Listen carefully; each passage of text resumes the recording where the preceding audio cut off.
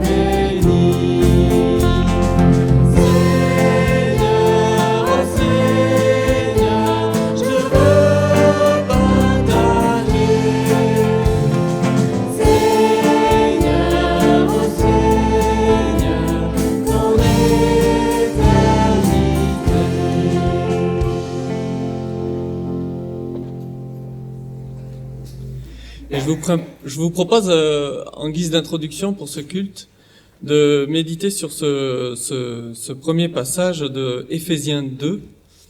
Et en fait, j'ai choisi ce texte parce que je suis encore, je sais pas vous, mais je suis encore touché par tous les témoignages qu'on a reçus il y a 2 semaines.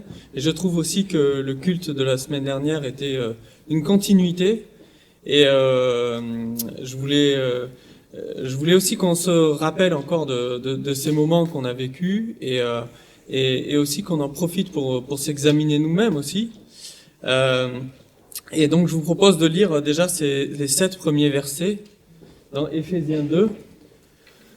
Vous étiez morts par vos offenses et par vos péchés, dans lesquels vous marchiez autrefois selon le train de ce monde, selon le prince de la puissance de l'air, de l'esprit qui agit maintenant dans le fils de la rébellion. Nous tous aussi, nous étions de leur nombre, et nous vivions autrefois selon les convoitises de notre chair, accomplissant les volontés de la chair, de nos pensées, et nous étions par nature des enfants de colère comme les autres. Mais Dieu, qui est riche en miséricorde, à cause du grand amour dont il nous a aimés, nous qui étions morts par nos offenses, il nous a rendus à la vie avec Christ. Et c'est par grâce que vous êtes sauvés. Il nous a ressuscités ensemble et nous a fait asseoir ensemble dans les lieux célestes en Jésus-Christ, afin de montrer dans les siècles à venir l'infinie richesse de sa grâce par sa bonté envers nous en Jésus-Christ. Et plusieurs siècles plus tard, nous voilà encore au bénéfice de cette grâce, tous les jours. Et Je vous propose de choisir de chanter ces deux chants. Peut-être qu'on peut se lever ensemble et on peut chanter ces deux chants qui vont suivre, Un si grand miracle et Je ne sais pourquoi dans sa grâce, Jésus m'a tant aimé.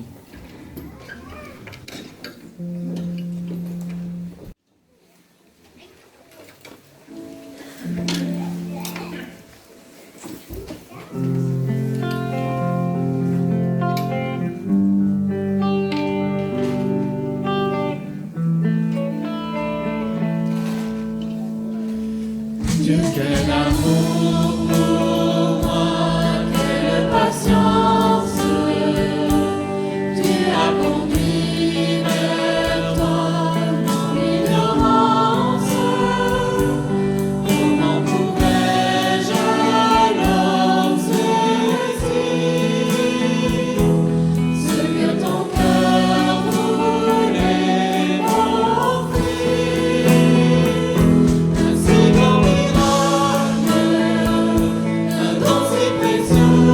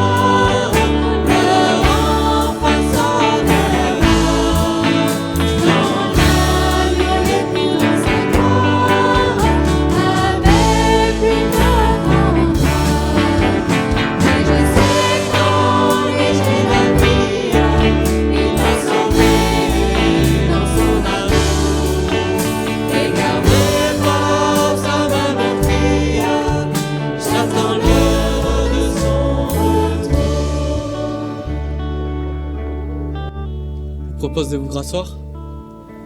Et c'est vrai que être sauvé ne veut pas seulement dire être pardonné de ses péchés maintenant, mais savoir que nous avons une place auprès de notre Père.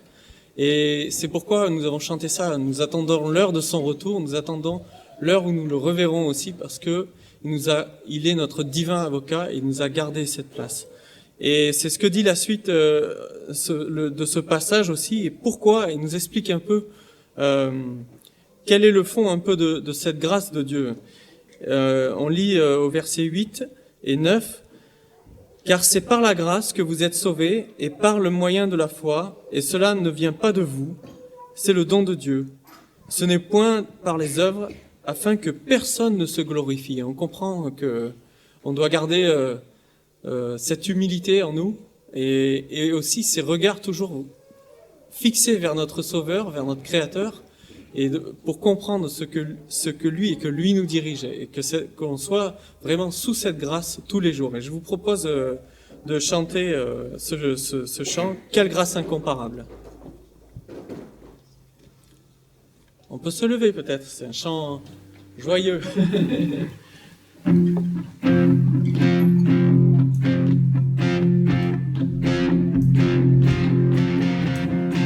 Qui brise le pouvoir du mal de la mort, qui aime d'un amour si puissant, si fort, c'est le roi de gloire, il est le roi des rois. Il secoue la terre par un saint tonnerre, il nous émerveille par tant de mystères, c'est le roi de gloire, il est le roi des rois. Et grâce incomparable, quel amour infini, que tu aies pris ma croix, que tu sois mort pour moi, tu as payé le prix, pour qu'enfin je sois libre. Oh, oh, oh, Jésus, je te chante pour ce que tu as fait. Il ramène la paix dans la confusion, change les orphelins en fils et en filles. C'est le roi de gloire, il est le roi des rois. Il règne sur les peuples dans la vérité, il comme le soleil, met tout son éclat. C'est le roi de gloire, il est le roi des rois. Quelle grâce incomparable, quel amour infini, que tu aies pris ma croix, que tu sois mort pour moi, tu as payé le prix,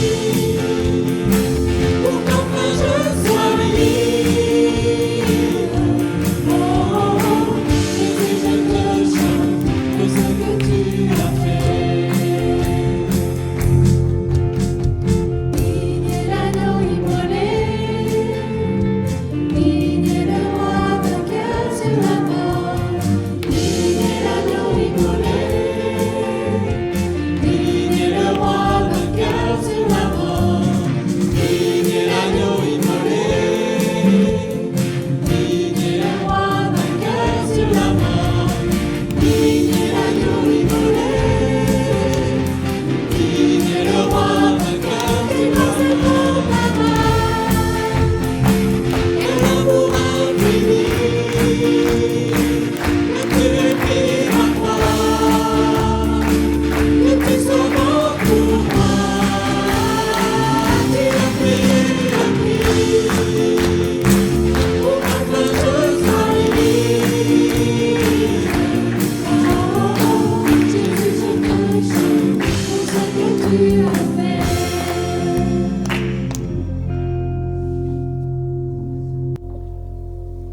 On peut rester debout, je vais juste lire 2 versets qui sont la fin de ce chapitre. « Car par lui nous avons les uns et les autres accès auprès du Père dans un même esprit. Ainsi donc, vous n'êtes plus étrangers, ni des gens du dehors, mais vous êtes concitoyens des saints, gens de la maison de Dieu, Ainsi, nous pourrons méditer sur ces paroles aussi pour aussi nous continuer à nous remettre en question et savoir si on est dans sa grâce et concitoyens, réaliser que nous sommes concitoyens des saints, gens de sa maison. On peut chanter ce dernier chant, Il est Seigneur.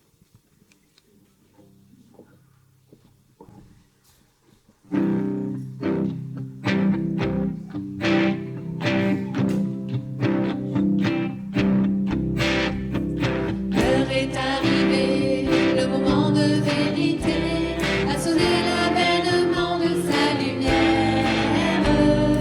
L'ombre est désarmée, l'ennemi est terrassé, et le jour de la victoire est arrivé. Il est Seigneur, il est vainqueur, par la force de son nom. Il a scellé le pardon de sa vie, de sa paix et d'un testament d'éternité. Revêtu de joie, à l'écoute de sa voix, avançons vers le combat dans la puissance. Unis par son sang, dévorés par notre chant, nous amènerons les foules à sa louange.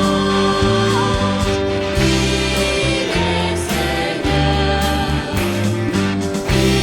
il est vainqueur, à la force du Très-Haut, il est sorti du tombeau, il vit à jamais, couronné de gloire et d'autorité.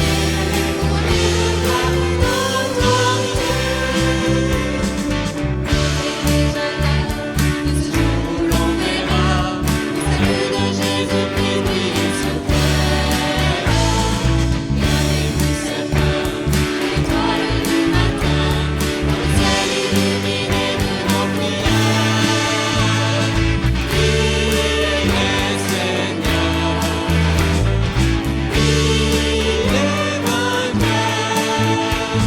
le Dieu de l'univers soit manifesté sur terre, que son nom soit loué, que nous régnons pour sa majesté. Il est Seigneur, il est vainqueur, que le Dieu de l'univers soit manifesté sur terre, que son nom soit loué, que nous régnons pour sa majesté. Que nous régnons pour sa majesté. Et que régnons pour sa majesté.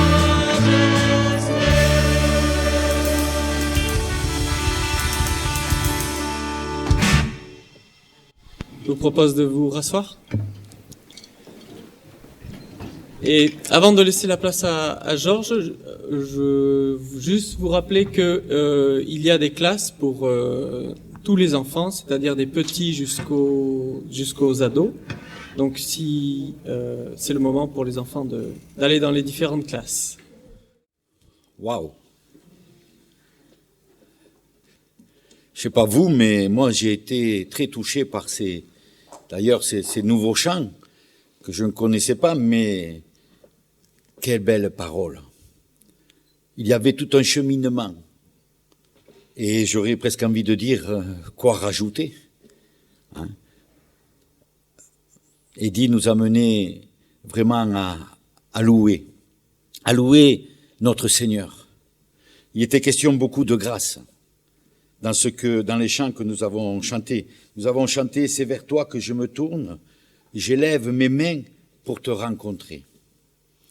Et ce matin, j'aimerais justement parler d'une personne qui a rencontré le Seigneur. Et j'ai donné comme thème à notre partage de ce matin, alors je ne sais pas si j'ai bien donné un titre, mais ce titre c'est « Le toucher de Dieu ». Et je ne sais pas si il vous est arrivé de dire cette expression, ou peut-être que vous l'avez même dite ou on vous l'a dit, « Merci, parce que cela me touche beaucoup ». Parce que peut-être quelqu'un vous a dit quelque chose ou vous a fait quelque chose qui était bon pour vous, et vous lui avez dit merci, cela me touche beaucoup. Et c'est vrai aussi que parfois, quand nous entendons, comme ce matin nous avons entendu ces chants, cette louange au Seigneur, et je dis merci Eddy parce que cela me touche beaucoup. Merci au Seigneur parce que ce sont les paroles de ce que le Seigneur lui-même, il est. Alors, j'aimerais commencer peut-être, avant de rentrer dans l'histoire de cette personne qui a rencontré le Seigneur, vous lire dans l'apôtre Jean, le premier épître de Jean, dans le premier chapitre, verset 1. Verset qui m'a touché en le lisant. Je l'avais déjà lu. Mais ce verset m'a touché un peu plus, où il nous est dit dans le premier épître de Jean, ce qui était dès le commencement, ce que nous avons entendu, ce que nous avons vu de nos yeux, ce que nous avons contemplé et que nos mains ont touché concernant la parole de vie. L'apôtre Jean, lui qui a été témoin privilégié de Jésus-Christ, a écrit ce passage parce que il a vu, il a entendu, il a même touché de près la parole de vie, c'est-à-dire Jésus. Ce qui est important, c'est le témoignage que l'apôtre Jean donne, qu'il est vrai.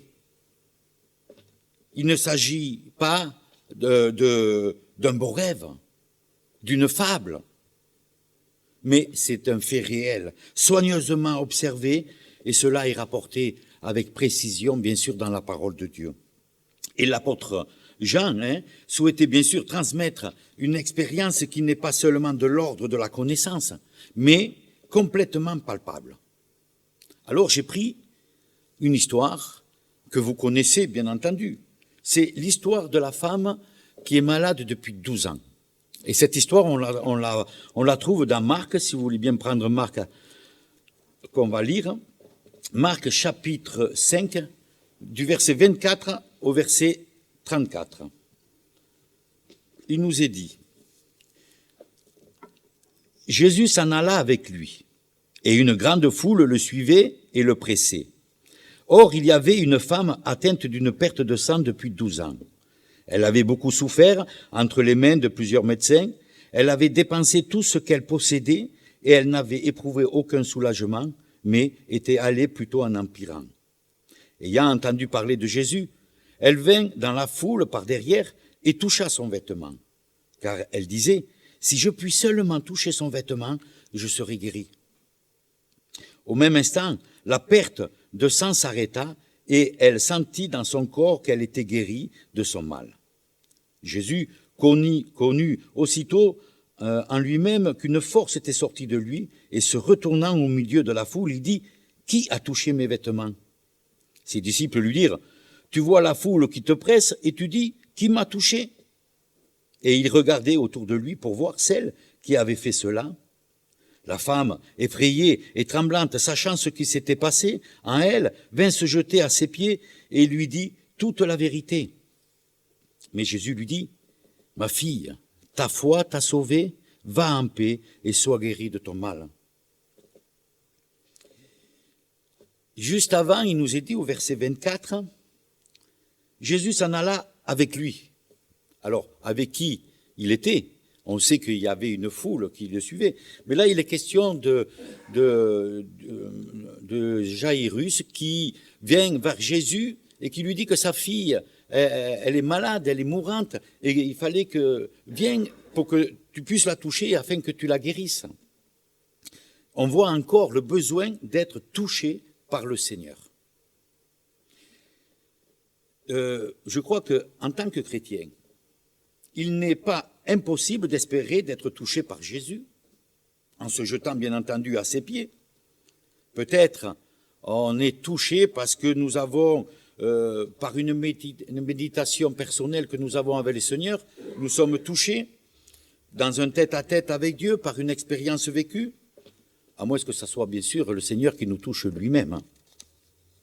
Nos vies sont tellement mouvementés que nous n'avons plus le temps de nous laisser toucher par ce Dieu qui voudrait nous atteindre, mais à qui, hélas, nous ne donnons pas l'occasion de le faire, trop préoccupés par nos activités de notre vie. Toucher Dieu, se laisser toucher par lui. Alors c'est vrai que c'est peut-être un langage qui peut nous sembler très spirituel, peut-être trop sentimental pour d'autres. Et pourtant, dans notre cheminement spirituel, dans notre marche avec le Seigneur, nous savons que nous avons besoin de nous approcher de Dieu. Et combien de fois j'entends dire, ou moi-même je le dis, quand je passe peut-être une situation difficile, et quand quelqu'un me dit, tu sais, oui, c'est difficile, mais appuie-toi sur le Seigneur. Alors je vais dire, oui, je sais, mais préoccupé par tout ce qui va m'entourer, je le sais, mais je ne le fais pas. Si nous le savons, cela devrait devenir des pratiques quotidiennes, vouloir toucher Dieu et vouloir se laisser toucher par Dieu. Cette histoire dans Marc, cette femme, elle s'approche de Jésus par derrière et touche le bord de son vêtement. Et on sait qu'il nous est dit que cette femme a dépensé tout ce qu'elle possédait, tout son argent. Hein? Je pense que peut-être que nous aurions fait pareil. On essaye par des tas de moyens de nous en sortir. Et c'est tout à fait normal ce qu'elle a fait d'aller voir les docteurs. Hein? Ce n'est pas un encouragement à ne pas aller voir le docteur que je veux dire là ce matin. Mais nous aurons fait pareil. Elle décide d'aller à la rencontre de Jésus parce que quelqu'un lui a parlé de Jésus. Alors elle décide d'aller à sa rencontre. Et elle veut s'approcher de lui. Elle veut plus que s'approcher de lui. Hein. Elle veut aller encore plus loin. Elle veut le toucher. Alors je pense que cette histoire que nous avons dans la Bible, ce n'est pas par hasard. C'est vrai qu'aucun médecin n'a pu la soulager. Au contraire, son mal allait en empirant. Mais elle arrive. Elle arrive à toucher le vêtement de Jésus et il nous est dit qu'aussitôt, elle est guérie. Et qu'est-ce qui se passe?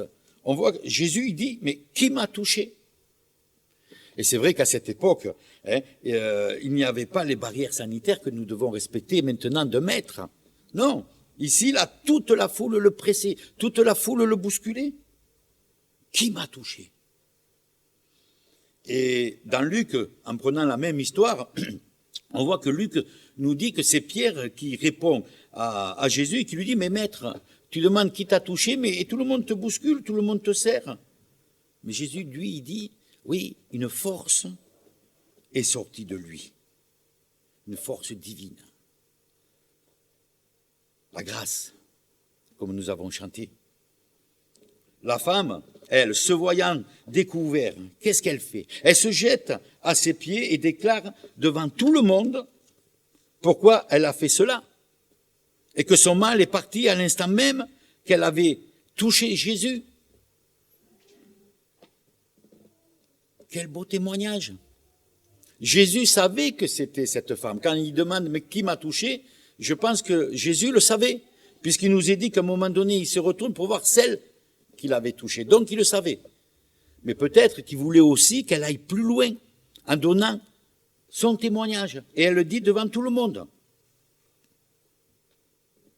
C'est vrai que cette histoire est assez courte. Hein? L'histoire de cette femme avec Jésus, hein? Mais il y a un grand enseignement. Peut-être aujourd'hui, vous n'avez pas la même maladie que cette femme. Il y a tant de maladies, des maladies physiques, maladies psychologiques. On est mal dans sa peau, fatigué. Parfois, on est même prisonnier de notre péché. On est addict à l'alcool, addict à la sexualité. Et on a fait comme cette femme. On a essayé par tous les moyens de s'en sortir. Hein? Mais on n'y est pas arrivé, on s'est épuisé.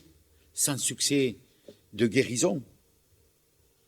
Et nous savons que Jésus, lui, il a dit, « Venez à moi, vous qui êtes fatigués. » Cette courte histoire de cette femme nous montre qu'elle a été vers Jésus.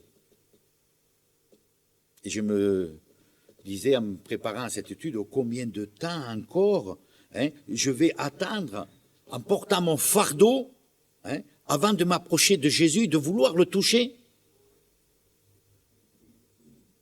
Cette femme avait entendu parler de Jésus. Et vous savez que nous, c'est pareil. Chaque dimanche, on parle de Jésus. Et ce qui est frappant dans cette histoire, dont Marc nous donne plus de détails, parce qu'au verset 28, il nous est dit que la femme se dit en elle-même, dans son cœur, si je puis seulement toucher son vêtement, je serai guéri. C'est son cœur qui a parlé. Et il y a une différence entre la foule et cette femme. Cette foule était pressait Jésus, le collait de près. Alors c'est vrai qu'il est possible d'être à proximité de Jésus sans espérer en lui. On peut peut-être venir chaque dimanche ou être à la maison, parler de Dieu, mais sans vraiment vivre de lui. Mais il est possible de le toucher dans un acte de foi. Et cette femme, c'est avec la foi qu'elle a été vers Jésus. Je crois que la foi et le courage vont de pair. La foi, c'est d'être certain que seul Jésus peut intervenir dans notre vie. Le courage, c'est ce qu'elle a fait.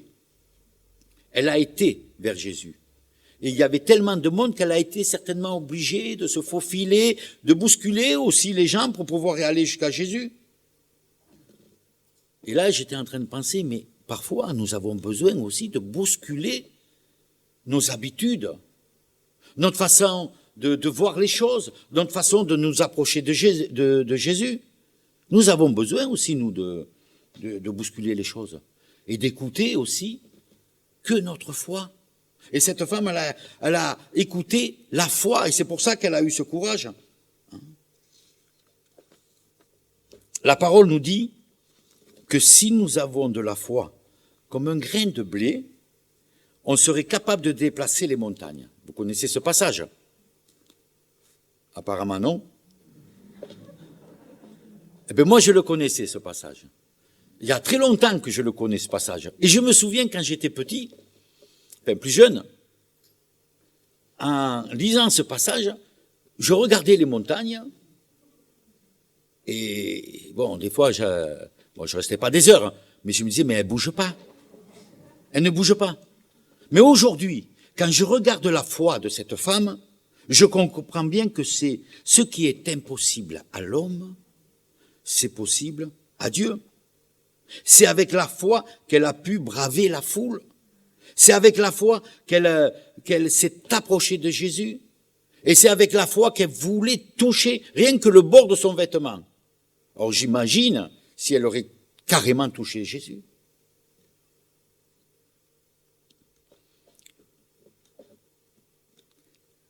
On imagine cette femme, ayant tout perdu de ses économies, depuis 12 ans malade. Elle devait être dans un état quand même difficile. Elle devait être épuisée. Elle ne devait pas avoir bonne mine. Elle veut aller plus loin que simplement l'apercevoir. Elle veut le toucher, elle veut prendre de lui. Oh, quel exemple de foi! Ce n'est pas simplement une connaissance de Jésus qu'elle avait. Elle a été avec la foi. Alors, comment nous nous approchons, nous, de Dieu, de Jésus? Elle s'est abandonnée à Jésus. Elle espère en lui. Oh, j'imagine encore que cette femme, quand elle sera en face à face avec Jésus dans le royaume des cieux, elle ne dira pas « Regarde ce que j'ai fait ». T'as vu le courage que j'ai eu? Non, non. Elle dira, Seigneur, regarde ce que tu as fait de moi, misérable que je suis. misérable que j'étais. Et nous avons chanté là que nous sommes co-citoyens, nous sommes enfants de Dieu. Encore la grâce de Dieu. Dans sa misère, son seul recours était de toucher Jésus et il nous est dit qu'une force est sortie de lui. Une force divine, la grâce de Dieu. Aujourd'hui, c'est vrai qu'il n'est pas possible de toucher Jésus physiquement, hein, ou de le voir, parce que Jésus, il est auprès du Père, il est parti, hein, mais il a dit qu'il sera avantageux pour chacun de nous qui s'en aille, afin qu'il envoie le Saint-Esprit. Le Saint-Esprit qui nous donne justement la force. Le Saint-Esprit qui nous amène à Jésus-Christ, qui est celui qui nous attire vers Jésus. Et ça, c'est le toucher de Dieu. Quand Dieu lui-même nous touche, eh bien, il nous transforme. J'ai lisé une histoire, enfin une histoire non, un fait qui s'est passé avec Ésaïe dans le chapitre, Ésaïe chapitre 6, verset 7, où il est dit « Ceci a touché tes lèvres, ton iniquité est enlevée et ton péché est expié. » Auparavant, au verset, juste le verset avant, il dit comme ça « Mais l'un des séraphins vola vers moi, tenant à la main une pierre ardente, et dans d'autres versions, il est parlé des chardons, hein, tenant une pierre ardente qu'il avait prise sur l'autel avec des pincettes, il en toucha ma bouche et il dit, ceci a touché tes lèvres, ton iniquité est enlevée, ton péché est expié. Mais juste avant, Ésaïe avait confessé son péché. Hein, verset 5 de Ésaïe chapitre 6. Alors je dis, malheur à moi, je suis perdu car je suis un homme dont les lèvres sont impures, j'habite au milieu d'un peuple dont les lèvres sont impures, et mes yeux ont vu le roi, l'Éternel des armées. Il confesse son péché. Et Ésaïe, comme cette femme, comme tant d'autres, à l'instant où ils ont reconnu leur péché, perdu devant Dieu, et qui ont reconnu le besoin de Dieu, eh bien, dès cet instant-là, Dieu s'est manifesté dans leur vie. Et Dieu le fait encore aujourd'hui. En tant que chrétiens, nous savons que nous avons besoin de Dieu. Nous le savons. Ça, c'est la connaissance. Savoir les choses, c'est bien. Mais compter sur la grâce divine, c'est mieux. Combien de fois il m'arrive, quand je compte sur moi-même, de me dire, bon allez, aujourd'hui, ouais, j'ai pas prié, au fait, je vais prier un peu, là je suis occupé, mais tout à l'heure je vais prier. Le temps passe et je ne prie pas. Ou je me dis, bon allez, ouais, ça fait 2 jours que j'ai pas lu la Bible. Ah, il faudrait que je le fasse, parce que je sais qu'il est important en tant que chrétien de garder cette relation avec Dieu. Alors, je vais lire tout à l'heure. Ah mince, mais en contretemps, un coup de téléphone, quelqu'un qui m'a appelé, contretemps, je ne l'ai pas fait. Ou pire encore, je me dis, à partir de maintenant, bon, ma vie, elle est pas simple. Elle est peut-être comme cette femme, fatiguée, épuisée, hein. Elle est pas simple, alors je vais maintenant me dire, bon allez, je vais marcher droit et je vais m'approcher de Dieu. Mais vous savez, si on attend d'être parfait, pour nous approcher de Dieu, on risque d'attendre longtemps. Si nous sommes tributaires de la chair, hein, elle nous fera toujours défaut. Le fait de s'approcher de Dieu, de vouloir prendre de lui, de vouloir le toucher, Dieu fera le reste. Je lisais, c'était ce matin, je lisais le psaume 25 et le psaume 37. Je vous encourage, peut-être cet après-midi, si vous avez un moment, de lire le psaume 25 et 37, où on voit que celui qui met sa confiance dans l'Éternel, eh bien Dieu, il agit. Et cette femme a fait totalement confiance en Dieu. Et il a agi. comme dit Ésaïe au chapitre 63 au verset 14, il dit « Comme la bête qui descend dans la vallée, l'Esprit de l'Éternel les a menés au repos. » Le toucher de Dieu, c'est l'Esprit de Dieu. Jean, chapitre 15, verset 25, il nous est dit « Quand sera venu le Consolateur, que je vous enverrai de la part du Père, l'Esprit de vérité, il rendra témoignage de moi. » Le Saint-Esprit est un témoin de Jésus pour conduire les personnes à Jésus-Christ. J'ai lu une autre histoire d'un jeune homme qui était, comme vous, ce matin, en train d'écouter une prédication d'un homme de Dieu qui est très connu dans le milieu chrétien. Et à la fin de la prédication, l'homme de Dieu repartait et le jeune homme, interpellé par ce qui avait été dit, il court vers cet homme de Dieu, il lui dit « Mais monsieur, que faut-il que je fasse pour plaire à Dieu ?» Et l'homme le regarde et il lui dit « N'essaie pas. » Il lui pointe le doigt sur la poitrine en le poussant « N'essaie pas de le faire. » Et l'homme de Dieu, il repart. Le jeune homme, bien sûr, surpris de la réponse il était complètement déboussolé, il ne s'attendait pas à cette réponse. Il courut encore une fois vers l'homme et lui dit qu'il n'avait pas compris ce qu'il voulait lui dire. Et le vieil homme lui dit ce n'est pas ta capacité à toi, c'est sa capacité en toi. Le jeune homme, toujours, c'est une histoire vraie, hein. Le jeune homme, toujours perplexe, repensait en repartant, mais qu'est-ce qu'il a voulu me dire? Je ne comprends pas. Hein. Ce n'est pas ta capacité à toi, mais c'est sa capacité en toi. Et au bout d'un moment, il comprit que ce n'est pas sa force à lui, mais que c'était en Dieu qui serait sa force de lui plaire. Un peu comme Samson, vous vous rappelez, vous connaissez cette histoire. Hein, sa force ne venait pas de ses cheveux, mais sa force venait parce qu'il y avait eu un serment de fait avec Dieu. Autrement dit, il ne devait pas se vanter de ce qu'il ferait pour Dieu. Et nous ne devons pas nous vanter de ce que nous faisons pour Dieu, car c'est de Dieu que viennent toutes choses. Tout vient de lui. Dès que cette femme a touché Jésus, une force est sortie de lui, et à l'instant même, elle fut guérie. Cette femme n'a pas attendu d'être parfaite pour aller à Jésus.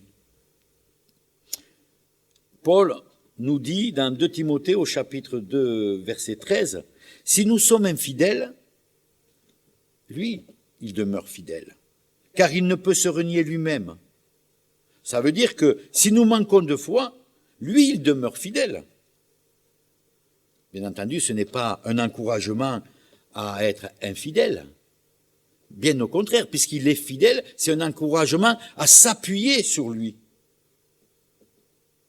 Et j'ai trouvé ce verset magnifique, parce que grâce à la valeur de ce verset, nous n'avons plus besoin de prétendre que nous sommes des chrétiens parfaits, ou des chrétiens qui ignorent la souffrance, ou des chrétiens qui ignorent la peur, la solitude.